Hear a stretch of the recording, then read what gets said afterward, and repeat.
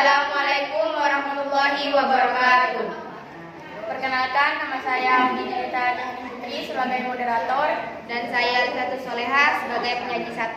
saya Ulu Nasihah sebagai penyaji 2. sebagai penyanyi.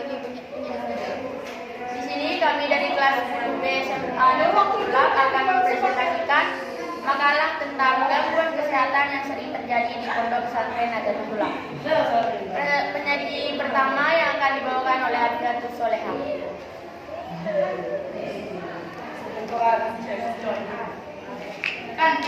Yaitu pendahuluan. Latar belakang masalah penyakit di pondok pesantren lebih sering kita jumpai pada santri.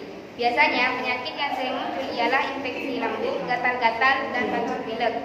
Perbedaan tempat, struktur, budaya, bahasa, dan faktor lainnya tentulah dapat merubah sikap santri, terutama soal merawat diri dan bagaimana sikapnya terhadap lingkungan, yang sejatinya menuntut untuk lebih bersikap dewasa dan mandiri. Apalagi jika seorang santri menemui kendala seperti pola makan yang berbeda dengan di rumah dulu, tingkat sanitasi air, kebersihan, atau bahkan menemui kondisi sakit, serta bagaimana cara pengobatan terhadap penyakitnya. Dunia pesantren bagi peneliti begitu menarik untuk diteliti lebih lanjut, lebih jauh. Setidaknya ada beberapa alasan mengapa pesantren begitu menarik diteliti, yaitu pertama, pesantren merupakan institusi pendidikan indigenous yang dimiliki oleh Indonesia. Kedua, merupakan lembaga pendidikan tertua. Ketiga, sistem pengajarannya merupakan metode yang holistik. Dan keempat, menanamkan keikhlasan, memiliki prinsip keberkahan, serta menerima segala macam cobaan.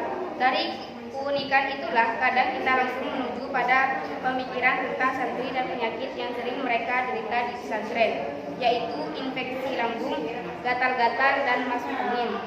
Sebab keadaan pondok tersebut yang tentunya sering menimbulkan sebuah penyakit.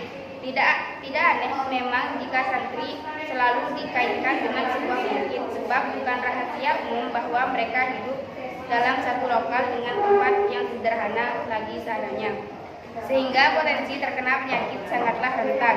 Namun penyakit tersebut malah seperti menjadi sahabat yang tentu tidak bisa dilindungi.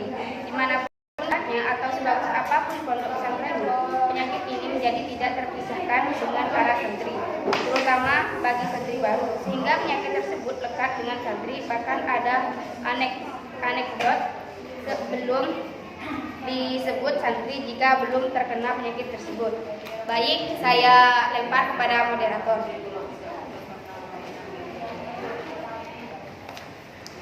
Penyaji kedua yang akan dibawakan oleh Awalun Nasihah.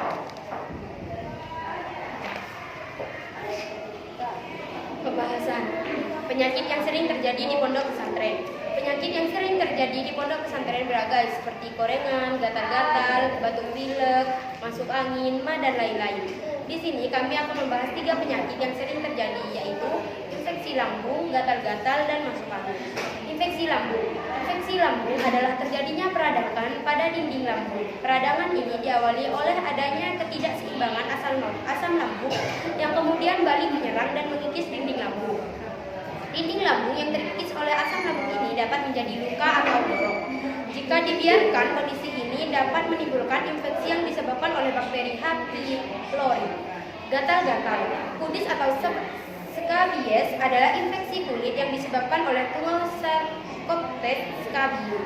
Tungau tersebut memproduksi pada permukaan kulit, lalu masuk ke dalam kulit untuk bertelur, sehingga menyebabkan rasa gatal. Timbulnya rasa gatal dan keinginan menggaruk dapat lebih parah di malam hari. Penyakit ini terbilang sangat mudah menular dan menyebar dengan cepat, terlebih jika seseorang melakukan kontak fisik dekat dengan pengidapnya. Meski begitu, kudis dapat dengan mudah diobati yang mampu membunuh tungau serta telurnya pada kulit. 3. Masuk angin. Masuk angin adalah istilah yang sering digunakan masyarakat Indonesia saat merasakan sekumpulan gejala yang berhubungan dengan tidak enak badan. Istilah ini dipakai untuk menggambarkan kondisi di mana dianggap ada banyak angin di dalam tubuhnya. Penyebab infeksi lambung, gatal, dan masuk angin pada santri. Penyebab infeksi lambung. Yang pertama, pola makan yang tidak teratur, makan makanan yang tidak sehat, makan makanan yang contohnya yaitu Indomie dimakan mentah. Penyebab gatal-gatal, meminjam pakaian orang lain, tidak menjaga kebersihan badan, tidak menjaga kebersihan sekitar. Penyebab masuk angin, paparan suhu yang ekstrim, kelelahan akibat beraktivitas dan berlebihan. Baik, saya berikan kepada moderator.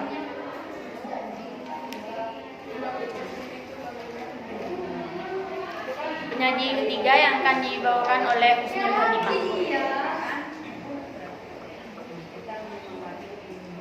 C. Upaya pencegahan infeksi lambung, gatal-gatal, bentuk pilek dan masuk angin pada santri. A. Upaya pencegahan infeksi lambung. Ada beberapa upaya untuk mencegah infeksi lambung, yaitu menjaga pola makan setiap hari, makan makanan sehat, tidak makan sembarangan. B. Upaya pencegahan gatal-gatal. Ada beberapa upaya untuk mencegah gatal-gatal, yaitu A. Menghindari kebiasaan mandi saat badan masih berkeringat. B. Tidak meminjam pakaian temannya. C. Menjaga kebersihan badan. C. Upaya pencegahan masuk angin. Minum air putih yang cukup, menjaga kelembapan udara, mengkonsumsi vitamin C.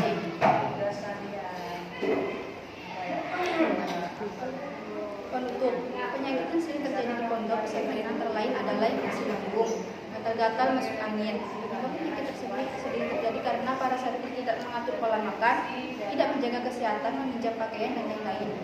Upaya pencegahannya 3 penyakit ini antara lain menjaga pola makan, menjaga kebersihan, dan lain-lain. Syarat, dalam penyusun makanan ini kami menyadari bahwa yang kami tulis masih banyak kesalahan dari isi materi dan cara penulisan. Oleh karena itu, penulis mengharapkan saran dan bersifat membangun kesempurnaan makalah ini, sehingga makalah ini dapat menjadi wawasan pengetahuan bagi pembacanya. Baik, saya lempar ke moderator.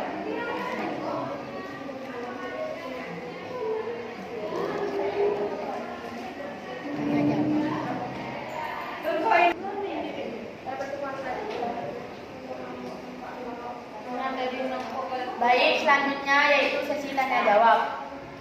Kepada Siti Aisyah, silahkan.